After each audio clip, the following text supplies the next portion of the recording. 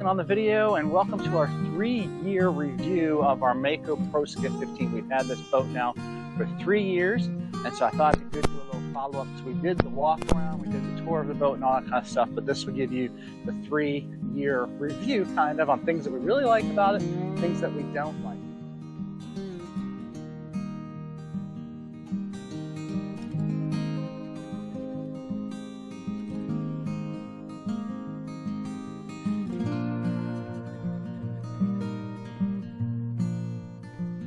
I want to point out on the boat, and this is really just a manufacturer thing, it's one of the things that you probably are going to want to fix. It's this roller ball. It scuffs up the boat and everything like that. It is just not in a good spot whatsoever. And then also it'll get caught underneath the rim here. So one of the things that they have talked about doing, that we've talked about doing, is making a bigger ball, or actually getting even like a pontoon style for that, because this is just a really poor design, and it will cause you problems even at the boat ramp and things like that. It'll definitely cause you. One thing that I do recommend spending good money on is our trolling motor.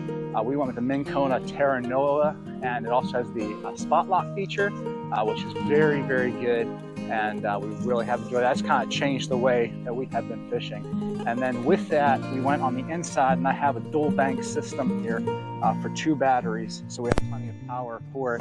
And it might be overkill, but if you're out there on the water and you know the battery, you always have one you can pull from, so that's always a good. You can also see one of our upgrades here that we did. I put a Yeti here on the front with the tie-down straps here.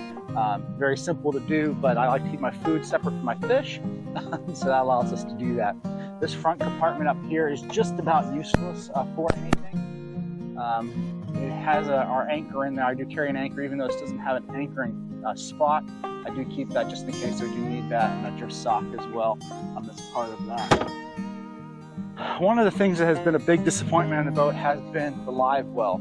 Live well is underneath the seat here, but the live well just doesn't function. You see, I actually keep my cast. Sometimes it works, sometimes it doesn't. It is something mechanically wrong. A lot of Mako Pro Skiff owners have talked about that.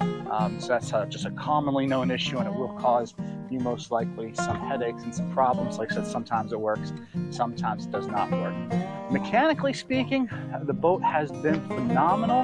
We haven't had mechanical issues with it, except the live well being the only exception to that, but from the mechanical standpoint, it has been very good boat. One of the other things that I have liked about it, we got this push pole and shallow water, and I attached it there. That is a helpful thing for shallow water. You may consider getting a power pole. You can get a power pole, very easy to put on, and that will allow you to tie into your batteries as well. A lot of people really do like those power poles, and so that might be something that you look into getting. But overall, mechanically, no issue. You can see I also use the Low Rance Hook 5. Because we do shallow water fishing, it's not all that important to have as great of a fish finder and a sonar, but that's the one I went with, and the GPS function for me is great.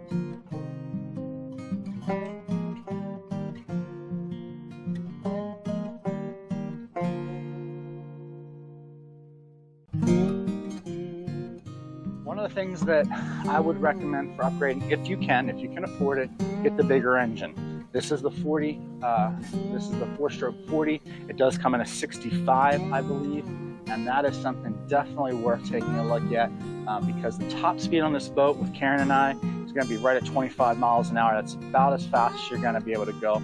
And the more people that you get on the boat, the more weight you get on the boat, the slower, of course, you're going to be going. So having an upgraded engine would be recommended as well.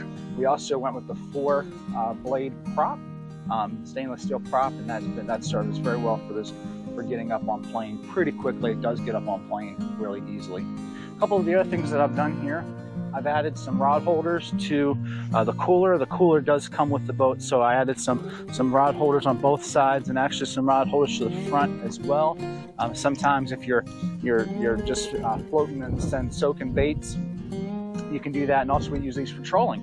Sometimes when we're going from spot to spot with the trolling motor, I'll throw out a line behind and see if we pick up something that way. If you've watched our videos, you've probably seen us being able to do that. It comes with a 6-gallon fuel tank, I always carry extra fuel. We ran out of fuel once. I said I'll never do that again. And so I do carry extra fuel with me. I bought a little tank, a 3-gallon tank that I can extend my range with, or if I run out of 6, I can get back with that. So I would recommend having extra gas on it, especially if you're going for a long distance. It depends on where you fish from. If you're launching and it's a very short distance, it's not going to be going very far, then it's fine. It does sip gas. It is very good economically on gas, but I do recommend having extra gas. Here you can see one of the other things that we added to the boat. We did add a utility holder for all of our different things here, for knives and pliers, and then you've got the hook dehooker that's there as well, and there's well-used lip grips there. So that's some things that we do keep on the boat as well. Overall, again, it's been a great boat. Really have enjoyed it. As the kids have gotten older and as the kids have gotten bigger, it has shown some space issues. If it's you and your buddy, you and your wife, as it is for Karen and I most of the time, this boat is perfect for that. If you're fishing shallow water, flats, things like that, it's perfect for that. If you're expecting it to do more, it says that it will hold 5 people, and it says it'll hold 900, somewhere around 900 pounds, and it does. No problems there, but it's about fishability. If you have 2 people fishing off the boat, great. 3 people gets a little crowded.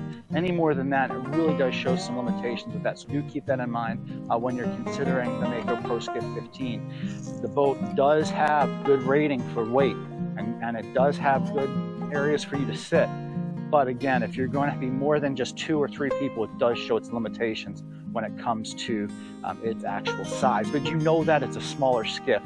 So that just be I also added a spare tire to the front of the boat, just in case you have a blowout. If you've trailered things before, you know that that's always a possibility. Another thing that has always been a constant problem has been the jack here, the wheel jack. I've replaced this one already, and it's always gone. It's salt water, so it's always corrosion and things like that. But you spray a little bit of strike hold or something like that into it, and it'll loosen it up just fine. Overall, again, great boat, solid boat, no issues there whatsoever. Mechanically, great boat with the exception of the live well. So I would highly recommend you checking out the Mako Pro Skiff, and see if it'll work for you.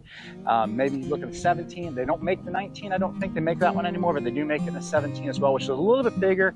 You do gain a little bit more room, but really it's not that much more room. So do keep that in mind as well. Any questions about the boat or anything where I can help you understand something maybe I didn't show you, or maybe you didn't see it in the video and you say, hey, what about this, or questions you might have, make sure you put that in the comments below. I'll do my best to answer all the questions I possibly can about the Mako Pro Skiff 15, and we'll get those to you as soon as I possibly can. Until next time, may the fish be with you.